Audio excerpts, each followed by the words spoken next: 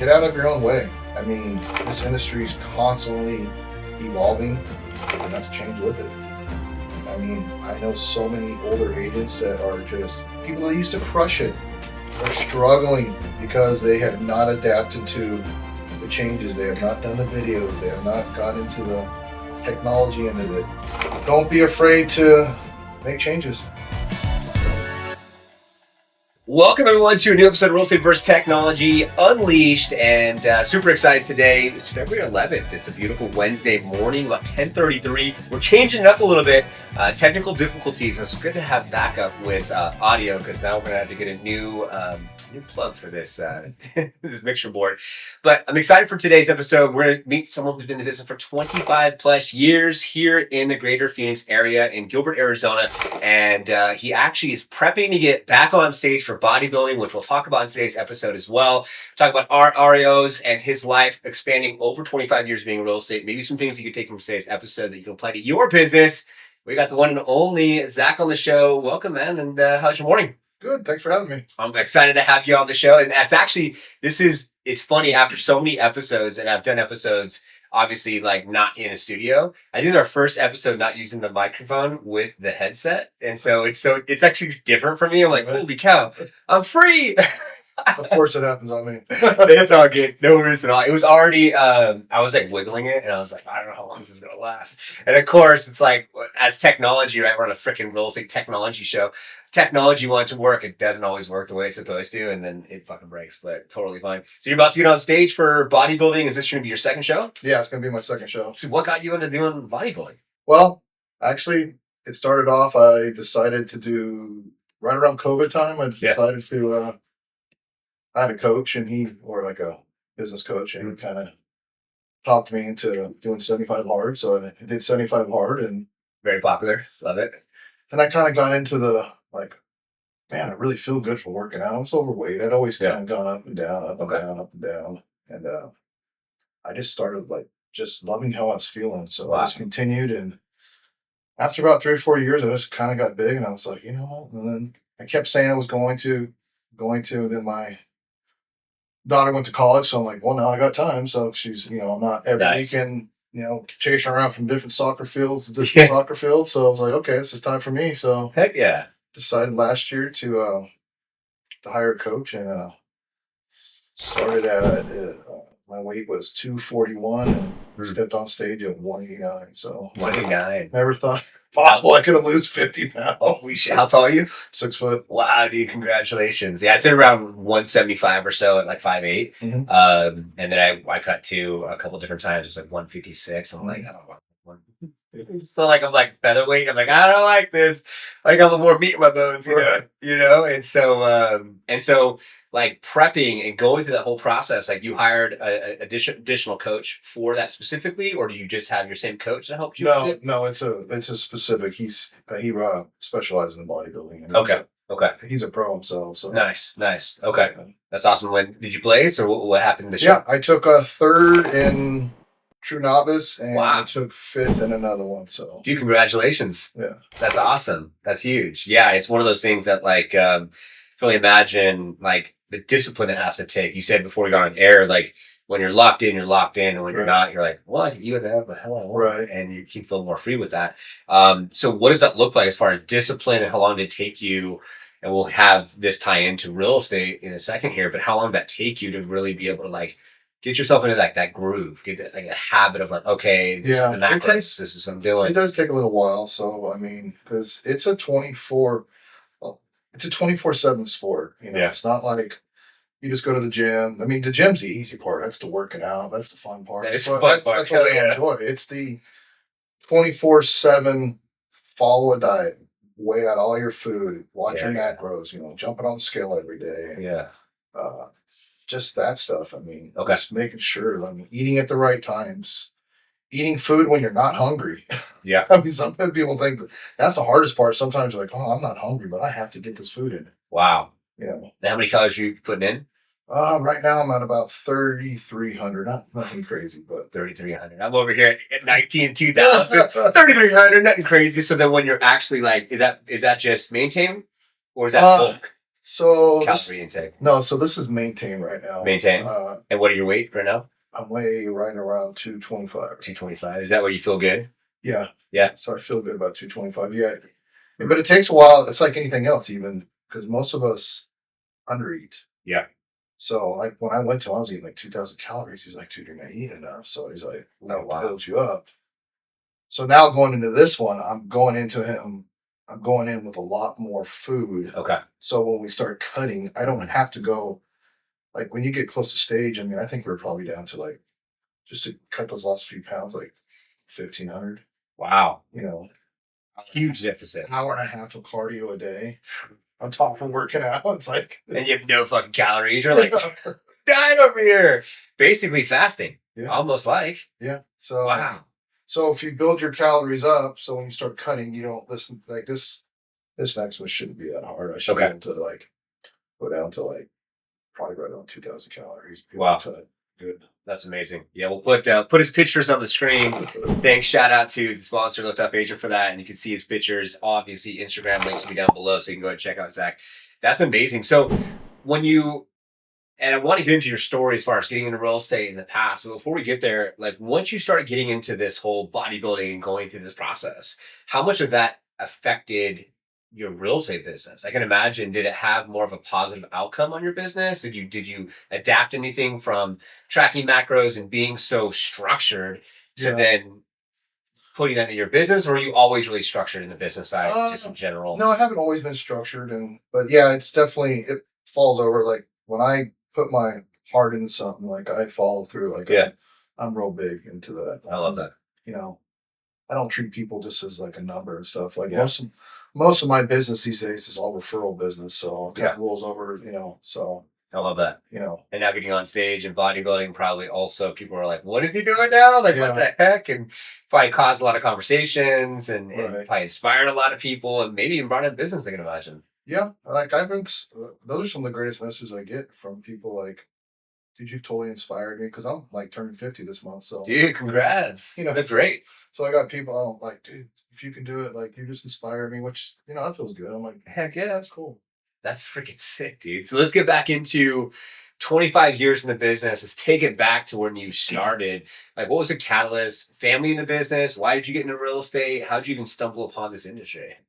I had a friend that was doing it, and he was like, because I was doing construction, he's like, dude, why don't you come do real estate with me? And I'm like, all right. So I got into it, and it was tough back then because I moved from a small town, Bullhead City, to here, not knowing anybody. Oh, wow. So moving here, not knowing anybody, and like I started off with like Century 21, so you'd sit like you guys don't know what 4 time is, but you'd sit there and wait for the phone to ring. I know that is. Walk-ins and shit. Like, all right, cool, who's up? So, I mean, it's difficult now, but you also didn't have all the free stuff at your disposal like you do, you know, like Facebook. I mean, social media is a game changer. Oh my God, big time. You know, and it's free. Yeah. You know, 100%. I love that. And it's crazy because now you can just post what you're doing, bodybuilding, whatever the case may be, real estate or not, family, and they're like seeing what you're doing and they're like building a relationship with you, and you don't have to be on the phone or text them. Technology has completely changed it. And here's the thing too, I've learned too, even when people aren't commenting or whatever, they're still watching you. Yep. I can't tell you how many people I've had say that know what I'm doing, know what's going on with my daughter or bodybuilding or whatever, or just like my videos, like, because I got into videos a couple years ago. Dude, I love your videos. And I'm thinking, dude, why don't you ever follow me? Like, come on, man, hook me up. Right? Like, I've been doing this video shit for a couple years now. What the hell? Because I mean, nobody likes doing videos. I'm sorry. Yeah. But, you know, you do them, and if you're not getting the likes and whatever, you're like, man, are they really working? Whatever. Yeah. But they are. They are. They really are. Yeah, 100%. And that's where I feel like a lot of times we see in our industry, this is like not liking how I look or how I sound or whatever. And then you finally get past that, and then you're not getting the likes. Right? I'm not getting the likes. I'm not getting the comments. And like you just said, people are always watching. Yeah. And then from there, it's like, okay, Now I'm starting to get some traction. And now we're seeing in the industry, and we talked about it before I got on air, a lot of this whole living in, moving to passive prospect and YouTube stuff. And it's so interesting now that like you can have this like kind of, it's called a parasocial like fan type relationship. It's like you're like the celebrity, I'm like the fan. I see you doing your videos, and like you said, people are like, dude, like Zach, like you're looking great. I'm looking on stage now because of you. And it's amazing how people are like, they know your life, they know what you're up to, they know what you're doing. And it's like, you don't have to go chase anymore. Right. They literally just come to you and you're just like, what? Yeah, I've been watching it. I love it. Like, let's work. Okay. You know, which makes a big difference compared to before. So like when you were 25 years back to now, so you were doing like the walk-ins, were you doing like circle prospecting, door knocking? Like what type of ways were you marketing back then compared to now? I was even driving around looking for sale by owners. Oh. Like you would just drive neighborhoods. Really? Like, and you would see a sign and it'd be like for sale by, and then you would just go knock? Either knock or get a picture. Well, yeah, back then we had cameras. Or actually you just go write their number down and then go back and pull up some information and then like drop off something, some sort of marketing material. Or whatever. Okay. Wow. Stuff like that. And how well did that work back then? Like, not a whole lot. Not a lot. But you guys want like a 0.5% of people. I got quite a few like open like for sale owners that way. Okay. Wow. So that's super cool. Nowadays it's totally different with everything being online. You don't have to drive nowhere. You could just literally for sale by owners can just like go through and just start calling, which, you know, that's some people's niche. That's just what they do. You know, it's crazy that cold calls actually come back as it's a big thing. Yeah. I'm not a cold caller. Nor am I. I wish I was. Yeah. But that much rejection is not good for my ego. I mean, it makes you feel like you're back dating again, going, oh, I got rejected again. Yeah. I was like, God damn it. You know, I saw actually yesterday a short content clip, and it was this guy, a young kid. He answers the phone. He's like, hey, is it Zach? Like, yeah, it's Zach. Hey, I got good news or bad news? I saw that. Did you see that one? Yeah, that was great. That was great, dude. He's like, well, I'll take the bad news first. He's like, bad news is a cold call. This is a cold call. He's like, good news is I would love just 30 seconds of your time. Oh, all right, man, you got me. Like, I love what you got going on here. And like, it's just switching up that kind of, you know, that, cause everyone I feel like is like in a lane. Right. And if you could just like pattern interruption, then you could like change the interruption of the pattern of what the person's doing consistently. And then it totally changes like the business and the trajectory, whether it's making phone calls out there for you people that are watching that want to make phone calls for sale by owners, whatever. And then as you started doing that and you started to evolve your business, what happened? Was it just more like you just started picking up listings and then referrals came in and then it was just past client? Like at what point, for someone who's watching it, you're 25 years in, at what point did you start seeing like referrals start coming in because of your past business? Actually,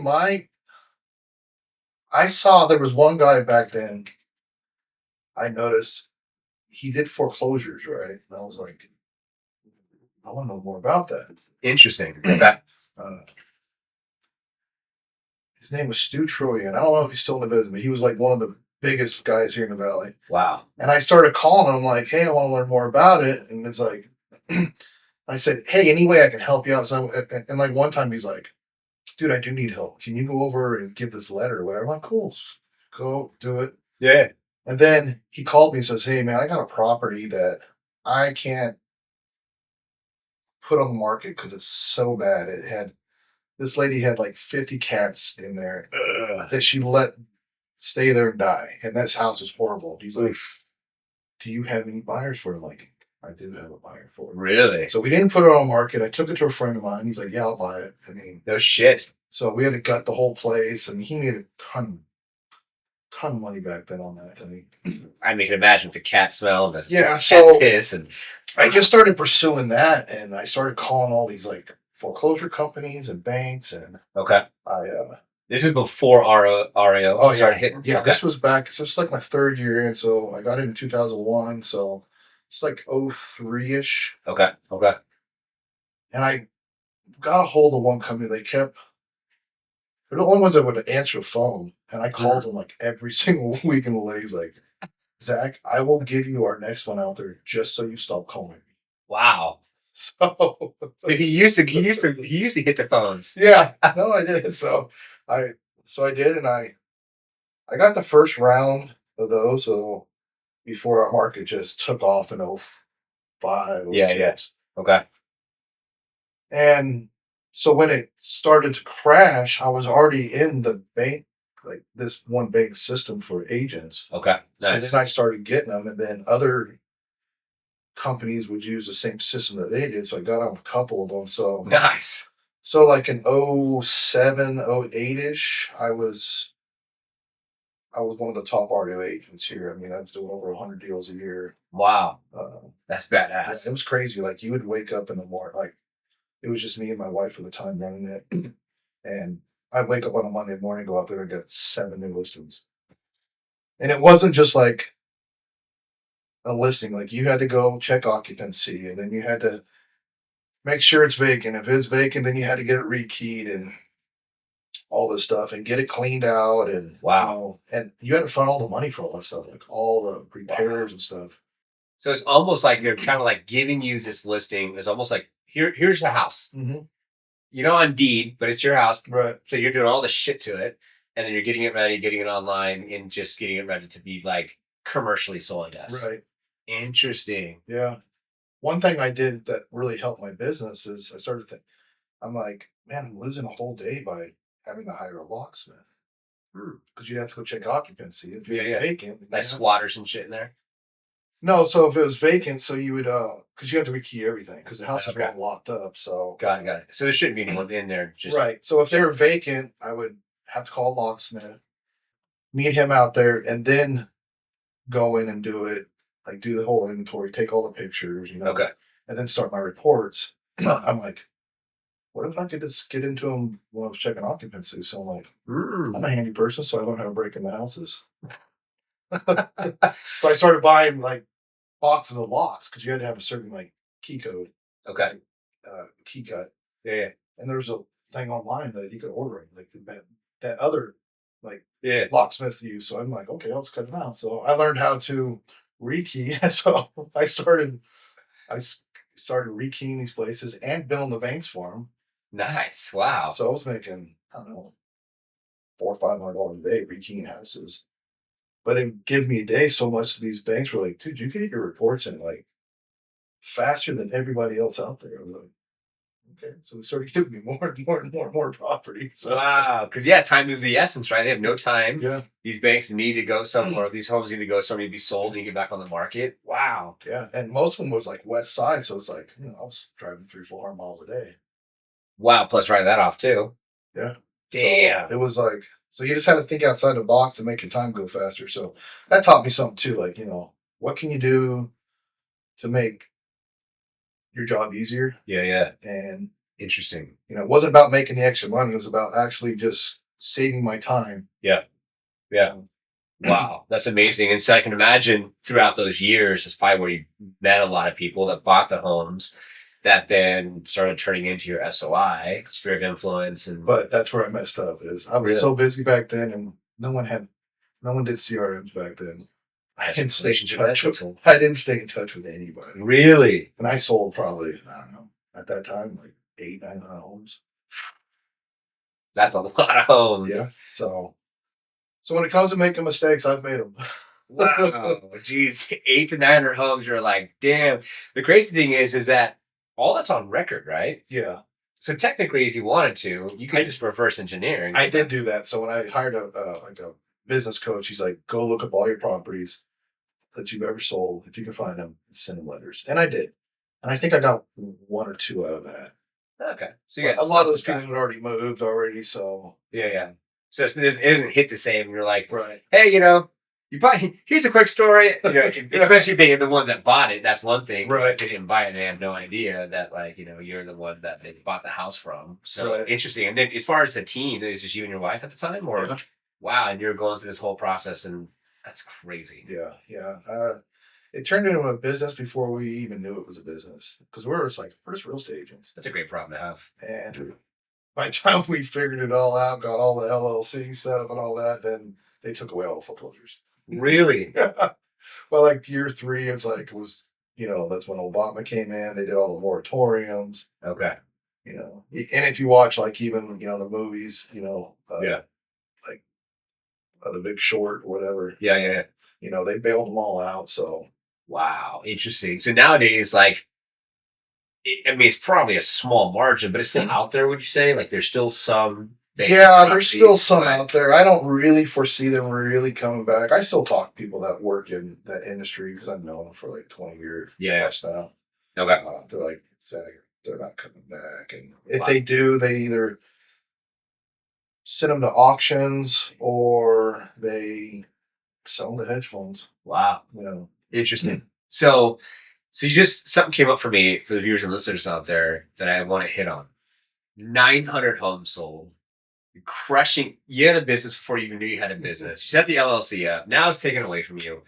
And then you hire a coach. And it seems like you have it all figured out. But it sounded like you didn't have it all figured out.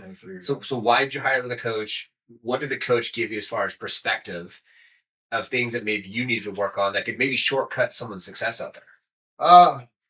Probably the best thing he ever told me was, because you know how everyone gets mad, like you get online, you see someone like your social media or whatever, or past client, I just bought a new home or my house is for sale, and you get all butt hurt and whatever. Yep. And he's like, dude, that's your fault. I'm like, what do you mean? Wow. He's like, that's your fault. Interesting. He's like, you're the reason. He says, they don't remember who you are. And it's true. If you look at statistics, over 80% of people do not use the same realtor that they said right after that they used them, that they would 100% use them again. Yep. But when it comes time to use it again, they completely forget who their agent is. Yep. And you know whose fault that is? Right here. Yep. It's ours. Our fault. Yep. And I was like, wow, that was a gut punch. I'm like, fuck. So you're sitting here going, blaming everybody that you're not doing good or whatever. And it's like, it's 100% my fault. And you also have to, like, people are like, well, I'm on Facebook. They're like, yeah, but do they know what you do? Very true. Yeah. Are you putting it out there? Are you saying anything? Are you making it apparent? And two things to that. I actually just started. There's a guy out there called the School of Hard Knocks, and he goes out and interviews the million and billionaires and asks them, like, how did you become a millionaire? Well, I just started my own series. I'm going to call it the School of Liftoff.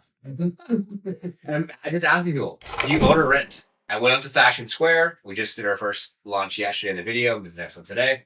And I approached 30 people. 15 said kick rocks. 15 said yes. Out of 15 people, 2 people owned. And out of those people, they don't even remember the last agent. And it's like, how'd you find the agent you worked with, or whatever the case may be? And it's just like, oh, it's a family friend, and yeah, they did a good job, but I wouldn't use them again because I don't know where they're at, what happened, I don't remember anything. And it's like that saying of like, where your attention goes, your energy flows. And I feel like people forget that, because even in the world of YouTube, if anyone out there is in the space of marketing online with YouTube, the last stuff we talk about, Liftoff Agent, it's like a lot of them think it's just picking up buyers. Well, you pick up sellers too. Right. If you say something about it. I work with buyers and sellers all the time that either relocating to or moving out of Arizona, as an example, because we're here.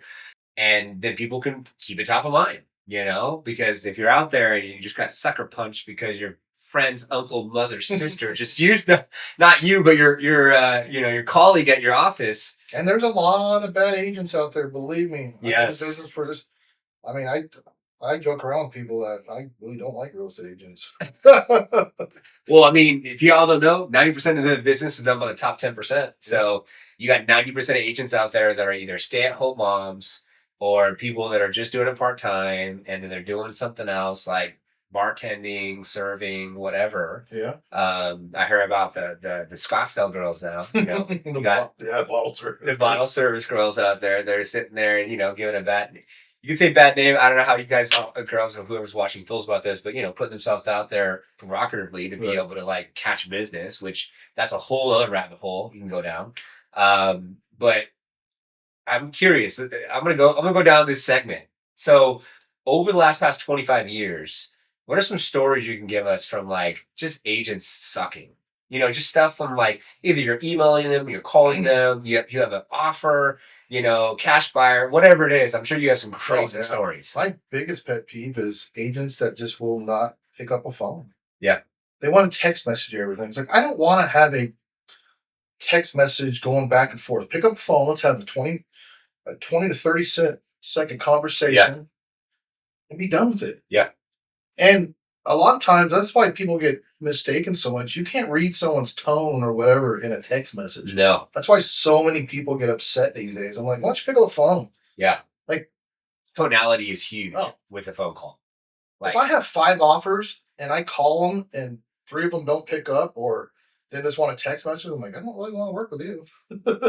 Listen up then, y'all out there, because if you have your buyers and sellers, and that's the thing, buyers and sellers are getting way more educated. Oh yeah, absolutely. And the worst thing to do is to have a buyer or seller check you as an agent and be like, so what happened? Oh, my offer didn't get accepted. Why didn't it get accepted? If your agent doesn't pick up the phone for you, he's not picking up, or he or she isn't picking up for other people. So, and I don't know about you, but you want your agent to be a salesman. Yes. A salesperson. And being part of sales is knowing how to pick up a phone and talk to people.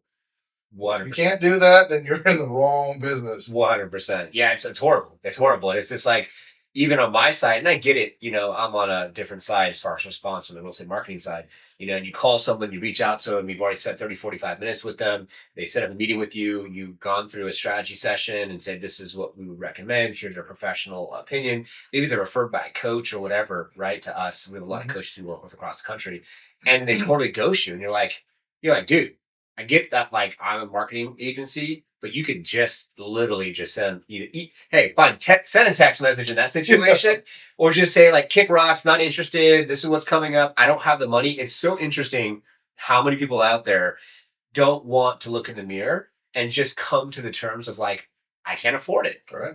I don't have the money. I don't have the budget. Like, I need to maybe close a couple deals and take 5 or 10% and like of my paycheck and put it aside for this extra, whatever, YouTube, website, extra curriculum stuff. There's just so many agents out there that it's just like, dude, you guys are helping people buy the biggest freaking purchase of their life. Right. You can't even answer the phone to get an offer accepted. That's wild. That's wild. So you've had that multiple times, multiple offers, and the agent just like, so it's like an offer you want to entertain, and you give them a call, nothing? Yeah. Holy shit. I've even called agents up with, hey, I have an offer for you. Nothing. I'm like, no wonder your property hasn't sold. Whoa. Yeah, it's so true. I feel like a lot of the market right now, they say, would you say it's kind of even buy side, sell side? It's all just depends on the property. Yeah. Or depends on the buyer, timing, would you say? Because, it was right after COVID, like crazy seller market. Yeah. And then it was a little bit of a time of buyer's market, but now I feel like it's kind of even. It's kind of even right now. It depends on the property. Okay. It's still a great time for buyers, because never in history have I seen where you can actually get a crazy amount of closing costs. You can use that to help buy down your interest rate. You get repairs done. Like during COVID time, it's like people were waiving everything. Yeah. Now we're getting, there's times people get new roofs. That's a $20,000. Whoa. Yeah. Right there. Easy peasy. Roof, solar. We're in Arizona, and I saw one of your videos about like once or twice a year getting the ACs serviced. Yeah. They're hard here, and they run constantly for like 3-4 months out of the year almost. And wow, that's so interesting. So definitely for buyers out there, we're at Wednesday, February 11, 2026. Just so you know, for frame of reference of when this was actually filmed. But I feel like it's kind of a little bit more like mindset now. It's like the way that the house is set up, like, I'll walk you around the house after our show today. We want to do something really unique. So when you came into this house, 96 build. So from the front door to, the foyer with a game room to like this podcast studio, I'm going to put in a door here to walk outside, to the mural on the wall, to the pool outside. We have 3 Airbnbs on premise.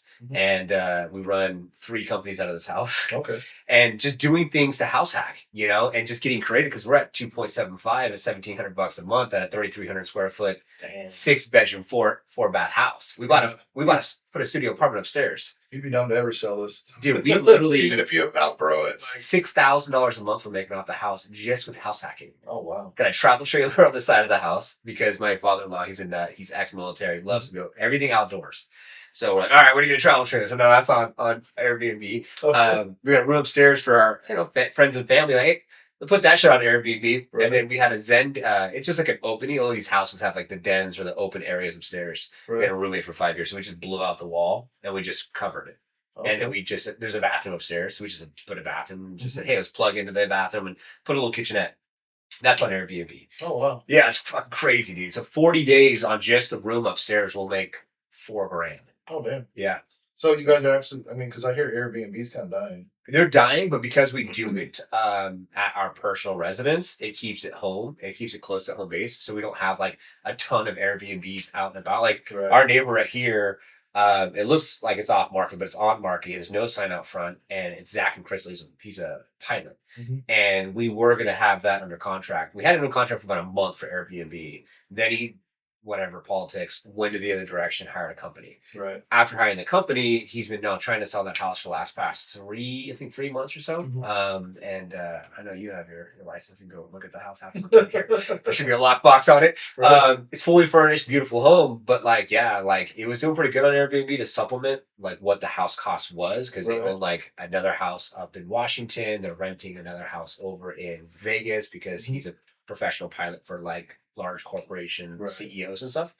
But yeah, so that's where it's just like, for us, we're like, hey, we're not moving. We're going to keep this house. We're going to do everything we can to house hack. And even if we wanted to sell it, like make it so unique and different that like, it's one of those just like one-offs that people are like, I got to have it right now. Like, we spent 6 years nonstop upgrading, going through everything to get it to where it's at now. But it's so true. It's like Arizona's booming right now. It is. With semiconductors and all the building, and then what they're doing. I'm talking about downtown Scottsdale and old Scottsdale. I mean, the next 5 to 10 years, this place is going to be, this house is slowly. It's not the same Arizona that. Yeah. So take us back when you first moved here. Where did you first move here in Arizona? When I first moved, I moved to Bullhead City right out of high school. How far is that from Central Phoenix? So that's 4 hours from here. It's down it's on the Colorado River. So got it. Okay. So I lived there for a while, and then I went to real estate school here, and then I moved here. I was like, oh, I'm gonna start real estate. I'm gonna start down here. So nice. So then I moved here in 2001. Okay. And then Central Phoenix, did you was it Gilbert or? I've pretty much always been on the east side. So nice. Either Gilbert. I lived in Ahwatukee for that's about as far west as I've ever gone. Wow. And you can imagine back then to now, building and just the infrastructure. Some of the first listings I did in Gilbert, I'm like, good Lord, this place is so far out here. Really? Yeah, because mostly everything, I mean, Mesa was like huge. I lived in Mesa and Chandler and stuff like that. Gilbert was small, and like Queen Creek was like way out there. And now that's the hype. Yeah. The hype. They're saying that Gilbert, especially with the downtown that they're building and infrastructure and like that new whole section. I never actually, so if you all come out here, one of the gems is Tempe Town Lake. And I didn't know there's a whole shopping district, like the whole thing that has so cool. And so now we're kind of getting like somewhat of that here in Gilbert, which is super cool. And then when we first moved here almost 6 years ago, I found some guy on YouTube showing us the area. We bought this house sight unseen. My father-in-law, on iPhone, was just showing us the house, and we're like, we're gonna have to get to work because everything, the floors, the door handles, the ceiling fans, everything in this house was bare bones, 96, all original. Gold. You got it. So we're like, all right. So I came 2 weeks before just to start getting some stuff going before we brought out my wife and my daughter and our 2 cats. And yeah, we basically were just like, all right, like we see the writing on the wall. It said Gilbert, Arizona is supposed to be great for raising a family. It's like the next Scottsdale for millennials. And now they're talking about Arizona being like the one place where there's like the most like million, I don't know if it's billion yet, but millionaire like entrepreneurs. I mean, even Gilbert anymore. It's not I don't like where it's gone. I mean, it's not the same quality. Really? Well, because he used to be like a little small farm town, and it's kind of lost that luster. Yeah. You know. Yeah, I can imagine. And I've lived here for 6 years. Yeah. I don't even know how it used to be. You can see the old downtown. If you guys want to check out Gilbert, Arizona, the old downtown's pretty cool. But now they're completely doing that new side. So it's like, it's changing up. And that's where I was just like, a lot of people I know are in Glendale in that area. I'm into the car world. So I love supercars and what have you. And so a lot of my guys are out that way. And then they come out here. I'm just like, I'm thankful that I'm out here. Superstition Mountain. Then you got the river, and then you go Pine Strawberries. Love it up there. Yeah. That's a new place that I like. I've been selling a lot out there at Apache Junction. Really? That's what I've been hearing. That's gonna be the new hotspot. I think so too. I think so too. The downtown, and then they're widening the roads. They're cleaning things up. Everyone, I mean, it's always had a bad rap of being, trashy or whatever. Because Yeah. there was a lot of, still is a lot of mobile homes and stuff like that. But they're all slowly but surely getting, Yeah. replaced because they got big lots there. I mean, it's nothing to drive through there and see like a old trailer sitting on an acre plus, and then right next door to it's a multi-million-dollar house. Yeah. And it's just a matter of time before that house gets bought up. And We did fix and flip. We flipped about 8 properties before Canadian dollar went to shit, and then the market switched. So we've been kind of out of it. And we just looked at a property about 2 weeks ago, and a decent lot, and it's over in Apache. And but the house itself, it was 2 Hispanic brothers, and it was a double wide, and they like did 2 houses in one double wide, and it didn't have any permits for anything. oh, And so I'm like, oh, dude, this is going to be a freaking Right. shit show. He wanted like, I don't know, it wasn't a whole lot. Like I told him it was maybe worth 30 because like it was just like there's no permitting, and then you have to reach out to the city, and then people have to come out. They had no central heating and AC, and the property was only like 2001, 2002. So they took all that out when they redid, and like because the guy would do framing and did drywall. And I'm just like, oh my God. So I could see there could have been an opportunity to take that out and then build something super cool because there's all those Right. lots with those mobiles out there. yeah. So yeah, it's a matter of time. And I didn't know too, if you didn't know, a lot of snowbirds come to Arizona. Oh, yeah. And in Mesa, there is so many freaking just mobile homes Yep. and those retirement communities, which I think too, they're going to be a big reform with that because a lot rents are out of control. Yeah, they And are high. and they're so high that you're not getting anything, and because Arizona and demand and everything else, which I get it, but if you're not getting much, and then you have this mobile, and then you have to pay on the mobile, plus you have to pay the lot rent, God forbid, it gets hot, Yeah. then your bill goes through the roof. When I first got here, it was like $700 and something, $780 for the first month that I got here, and just because we have 2 units, and I didn't know. I come Especially from with a 2-story, yeah. I come from a condo. I'm like, what? I paid $1,000 for freaking electricity in just 30 days. And so that's when we got the solar. We started changing some shit up. So yeah, Arizona is interesting. It's definitely it's evolving quite a bit. And Absolutely. it's cool to talk to someone who's been here for so many years that has seen the changes. And so you stay here in Gilbert? Yeah. Okay. And then Morris Ranch is not too far, right? That's where all the white picket fences are. Yep. That's where all the white picket fences are. Nice. Okay. So, That's awesome. So you still kind of like it, or is it just like, yeah, I think I'm ready for change. yeah? Yeah. What would be next? I don't know yet. You gonna Quinn Creek and be one of those guys? I'm seriously considering buying a house out in the Apache Junction area. Really? So, I mean, if you time it just right, that could be a really good idea. yeah. Because there's a lot going on, baseline all the way down. There's all those warehouses being built for semiconductors and different type of companies. So that's actually a really good idea. Yeah. Get way more bang for your buck. Superstition Mountain's right there. It's beautiful. I tell everybody there is the prettiest scenery in the entire valley is Superstition Mountains. Really? Yeah. I could see that. I mean, it's far prettier than Camelback in my eyes. Yeah, I can see that too. So, yeah, I'd rather be over here than be like the Glendale side. right. What is that? What lake is that over there by Glendale? Pleasant. Yeah, Lake Pleasant. Like, it's beautiful. Don't get me wrong. If anyone wants to come check it out, but there's something to be said about this side, and I think that it's just a hidden gem. It's it's beautiful. The roads too are great out here, and then for car people, I mean, the car industry out here is huge. Yeah. I had no idea how big cars were out here, but like it is a big freaking deal. Like you got a lot of people out here in the car world, which is super cool. So let's go back into on the real estate side. So you've been evolving REOs. Now we're 2026. You have social media, YouTube, all this other type of stuff. Your coach said, all right, Zach, people need to know you're in the business. What did you start doing differently to get them to start to know that like you're in the business, you're here to serve them, you're not too busy for referrals? So I kind of hit a stagnant part. I decided that I was going to join. I was with the same brokers for like, I don't know, 12, 13 years. Was it still Century 21? No, I was with ProSmart. Great little, company, but I decided to jump on over to Real. A lot of people are doing that. And it's very techie based, and I surrounded myself with a lot of people who were doing videos and stuff. They're like, Zach, you got to do videos. Really? Do videos. And then one girl that I know, she's like, hey, go over to this studio, Be Real. They make it so easy. Like, they Really? do scripts. They do talkbacks. I'm like, what's talkbacks? Like, they just say a line, you repeat it. And I'm like, oh, okay.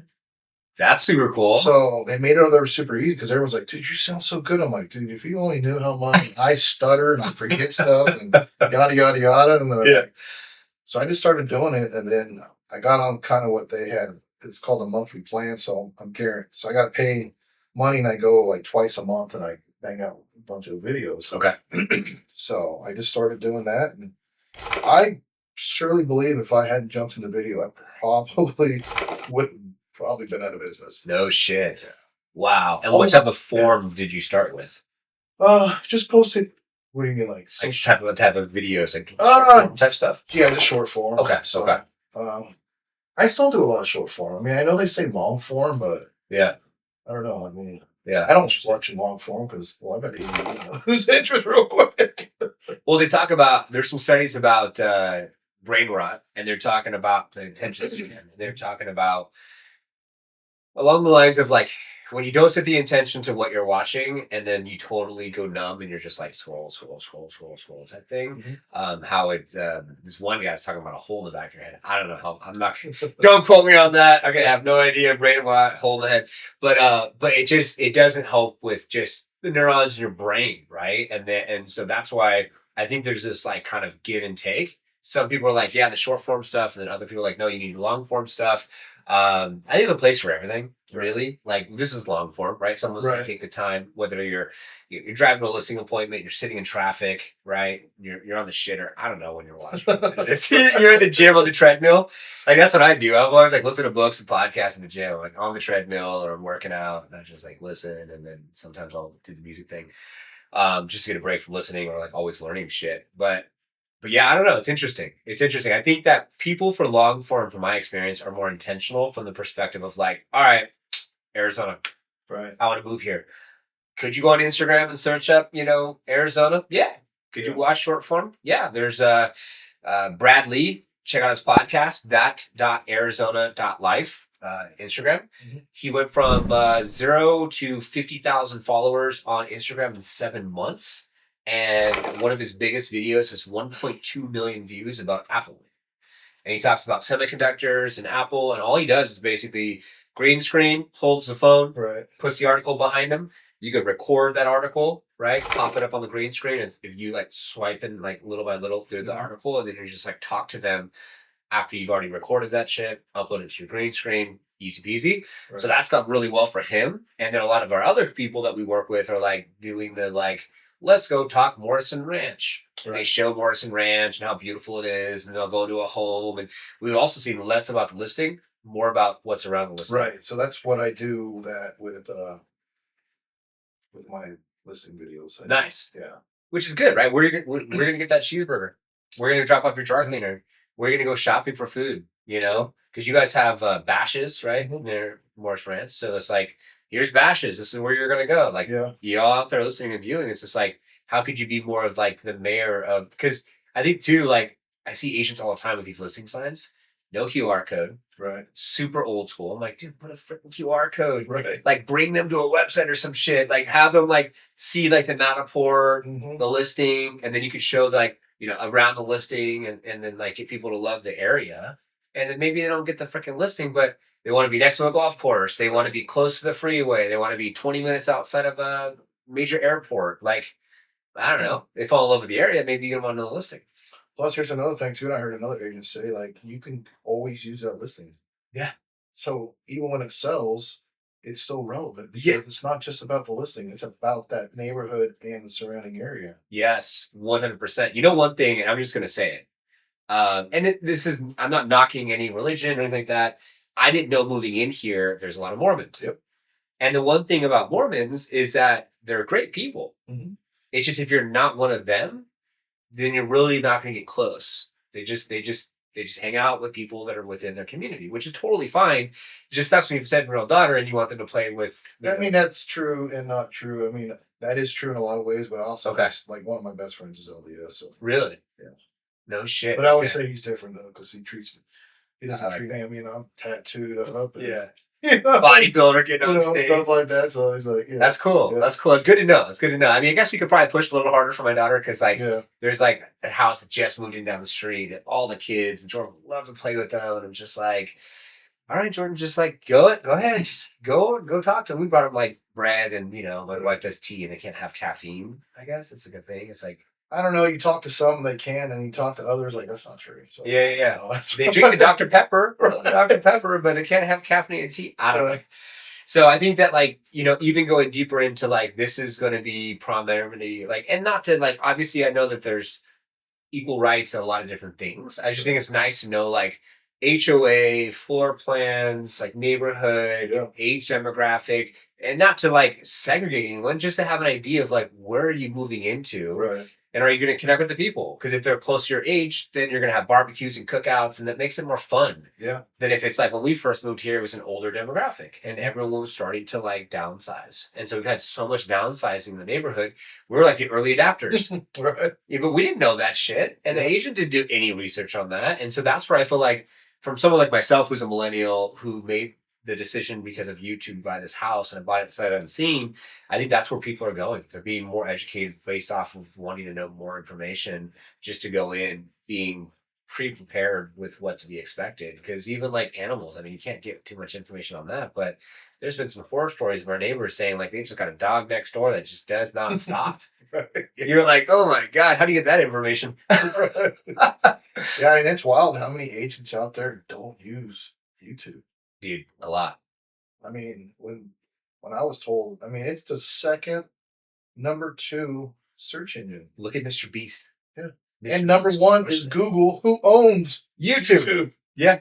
And now you could, even when you Google something, it's going to send you to YouTube. Yes. And it shows you, it shows search by video. You go on Google, you search, you have Gemini for AI, and then it has the videos, and then you can watch the videos if you don't want to read something, because I suck at reading. So I'm going to watch. I suck at reading. I just watch stuff. Yeah.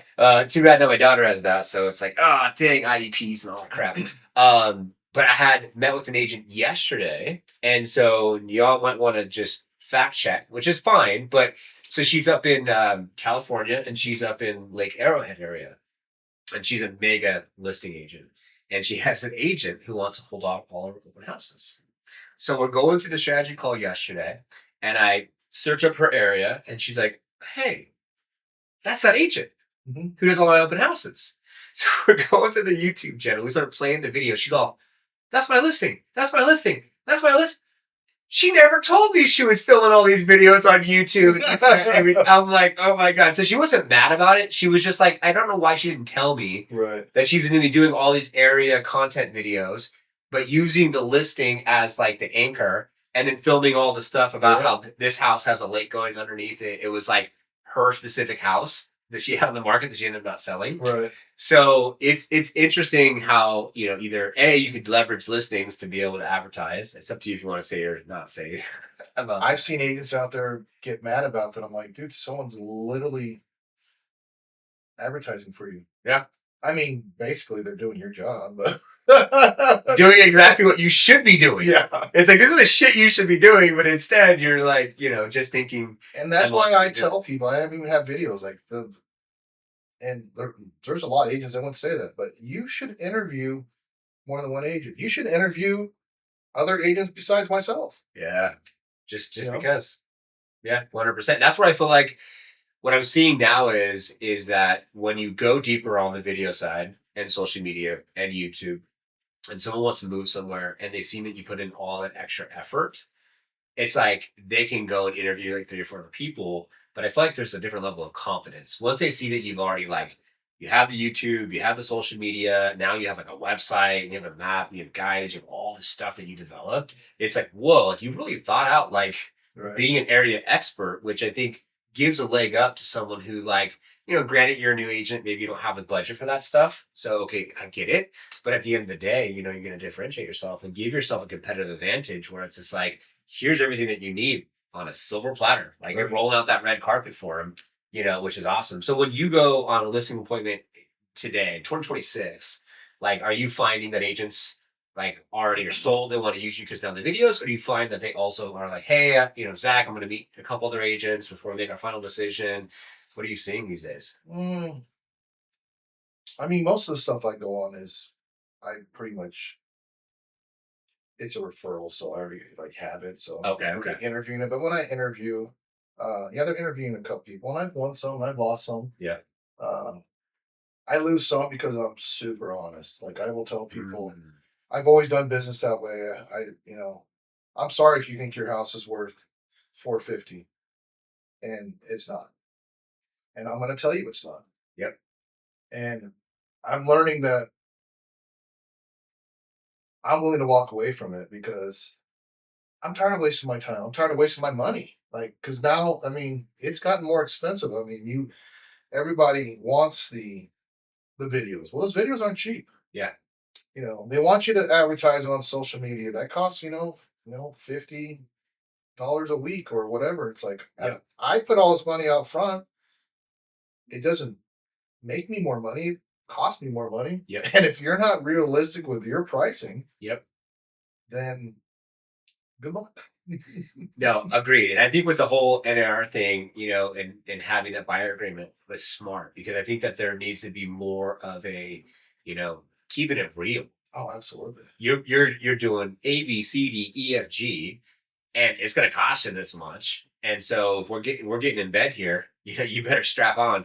I mean, everyone should have been using a buyer broker anyways. If you have basically an agreement to sell someone's house, why don't you have an agreement to go show people houses? Agreed, 100%. And here's what I do differently with that is because I get some like online calls, and I had one a couple weeks ago. It was like a total, and they were up front. They're like, "Hey, we're meeting a couple other agents." I'm like, "That's cool." I'm like, "Just remember, if you sign a buyer broker agreement, you have to." I said, "So you can tell them you just want to sign one for the day or whatever." So I showed up, and I'm like, "Hey, just as we discussed, I got to have this in writing. It's law." Yeah. I said, "What I'm going to do is I'm not going to put an end date on it. When I'm done showing you houses, you can either say, 'It's cool, nice meeting you,' or 'Zach, I want to work with you.'" I like that. And he came back even before he's like, "Hey, I want to let's push that out." He's like, "You're the only agent that we met that was not pressuring me to sign this." I'm like, "Well, I feel like I should earn your business."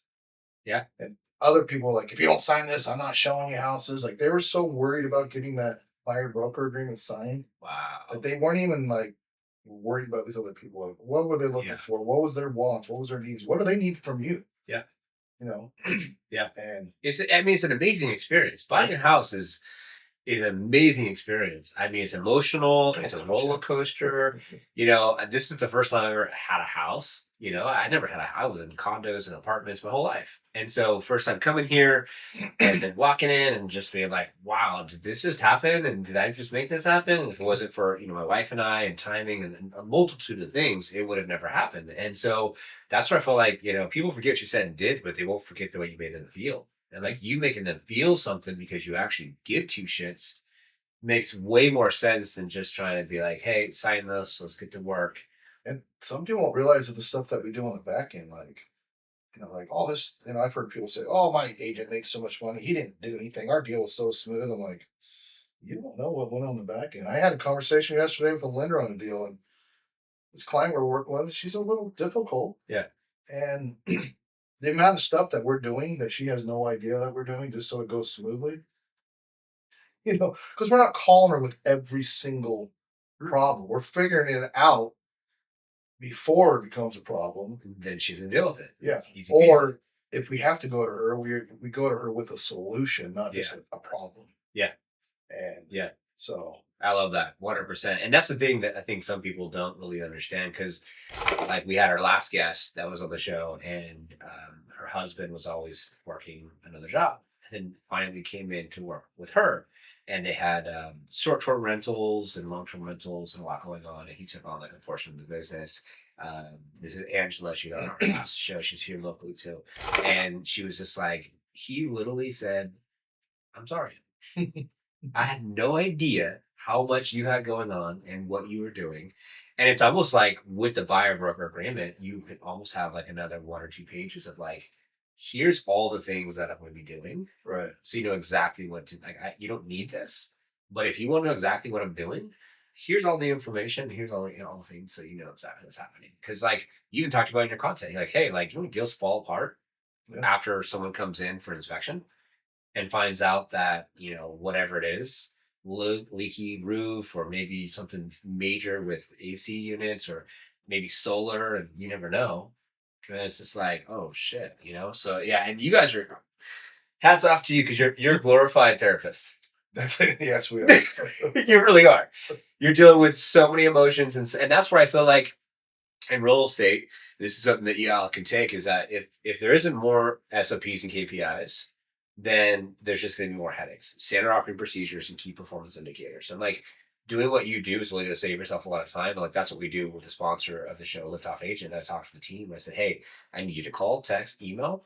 I need you to make sure every appointment is going to be showing up. And I need you to send over examples of like, here's an example of a marketing approach that suits what you would potentially do. Because we only want to work with the 1%. That's my only, I don't want no hard feelings with anyone else. I had an agent, a local broker, and really cool guy. His name's Edgar. You all can check out his podcast. He was the last president of YPN.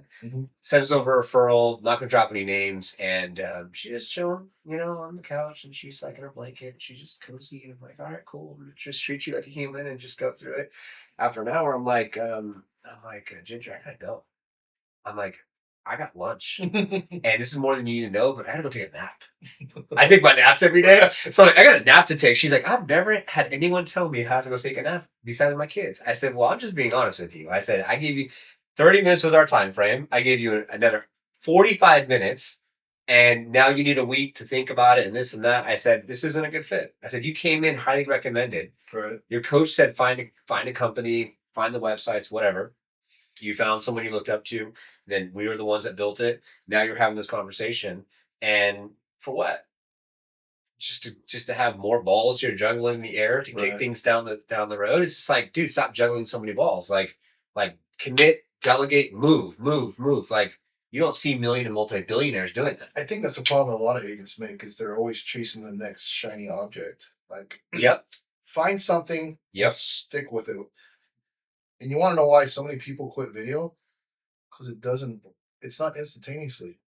I can tell you right now, it took me probably a year and a half before I can say I got my first deal strictly from video. There you go. It was a girl I went to high school with. I graduated, I'm not going to say how long ago, but it's been well over 25 years ago. Wow. And we've been social media friends, and I haven't talked to her since high school. Wow. And she literally reached out to me about a year and a half ago. Probably almost 2 years ago now. Yeah. And she's like, hey, I'm wanting to sell my house in California and buy a vacation place in Scottsdale. Nice. And I thought of you. And it's only because of my videos. That's sick. Yeah. Dude, congratulations, man. See, it works. Yeah. But it took over a year. Yeah. I like just, you film the video, you get it done, you know, whether it's a company you hire or you're doing your own edits and posting yourself, whatever. You just have a schedule and you just put it out there. You put it out there. And you almost like just kind of forget about it. And then you're like, go on your appointment. You have your referral. You have closing docs, signing. And then you get the DM. It comes in. You're like, what the hell? And like, we actually have, because we have start ramp scale in our scale up level for Liftoff Agent. We have 2 people in Central Texas. It's Adriana Dudick and then her partner, Matthew Dick. And like, they were just 2 top producers and they left. And now I think they're at Real Broker. I think they're at a smaller boutique before. And it took them a year. Like they had like 7 or 8 closings on YouTube. First closing, I think it took like 3 months. But after a year, it all paid for itself. And now they're like, holy cow, because of that compound, that momentum effect, like the small pebble that rolls down down the snowy hill, and it's just like this giant. It's true. That's how it works. I mean, the crazy thing is, in like this industry, let's say I even spent 10 grand on videos in 2 years, which is not hard to do. Oh my God, no. They bought a $900 some $1,000 house, so I don't. I doubled my, Yeah. your Your commission doubled your freaking 100%. Yeah, so I love that. Yeah. I love that. So get out there, get on video, find your lane, and stick with it. Because I think that so many people think, because it's like there is no like one way. It's like if you want to do for sale by owner, you want to do REO, that's probably not going to happen anymore. But you want to go door knock, you want to do video, you want to do whatever it is, and then you can niche down. You can just work with people that want to downsize. Yeah. Work with attorneys, divorce. We pick your lane, and then you literally just stick in there's that people lane. out there say, "Oh, open houses don't work." I know people that crush it in open houses. People say door knocking don't work. There's people out there crushing it in door knocking. Yeah, there's a coach we had on our show, and all he does is door knocking. Yeah. And he'll actually fly out, he'll get a group of people together, and they'll group door knock. Yeah. So, and just go through that process. Mailers work. I've had some good luck on some mailers. Yeah. I mean, but you got to stay consistent. It's like anything. It's back to the bodybuilding. You got to stay consistent. Yep. 100%. You got to stay consistent on everything you do. I love that. 100%. Wow. This has been, I can't believe it's already been over an hour. It's been over an hour. It's crazy. Well, I've been told I talked a lot, so. No, you're good. You're good. I think this was a good kind of like back and forth, yin and yang on just like, obviously we've never met each other. And so that's the cool thing I like about this show is like, you get to meet new people in just like our community here in Gilbert. And just tell really cool stories and hopefully help you guys out there have more success. So as we put like a bow tie, right? Let's wrap this thing up, put a bow tie on it. And I love how you just finished off with the bodybuilding thing because we started with that. What is the last piece of advice you want to give any viewer or listener out there as they're growing their real estate career and they're going down this journey and this path that you've already 25 years in now? What would you like to end the show with? Get out of your own way. I mean, this industry is constantly evolving. You're going to have to change with it. I mean, I know so many older agents that are just people that used to crush it.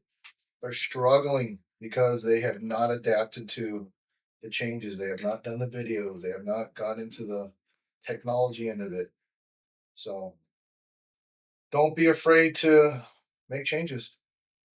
I love that, dude. Well, very well said. And you have to adapt, man. It's like either evolve or die. That's it. Evolve or die.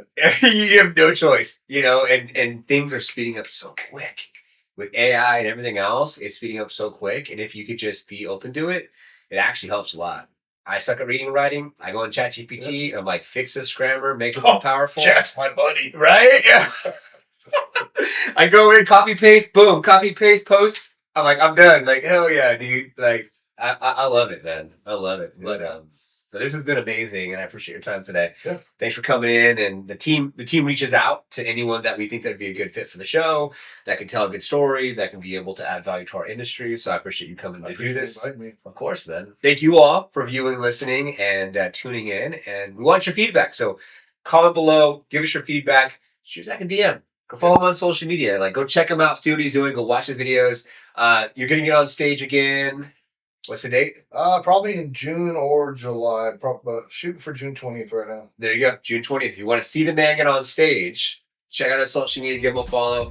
It is our intention for you to take things for our show to apply to have more massive success. Like, subscribe, notification bell. Thanks, Liftoff, and the team for doing all the production of the show. We'll see you all on the next one. Thank you.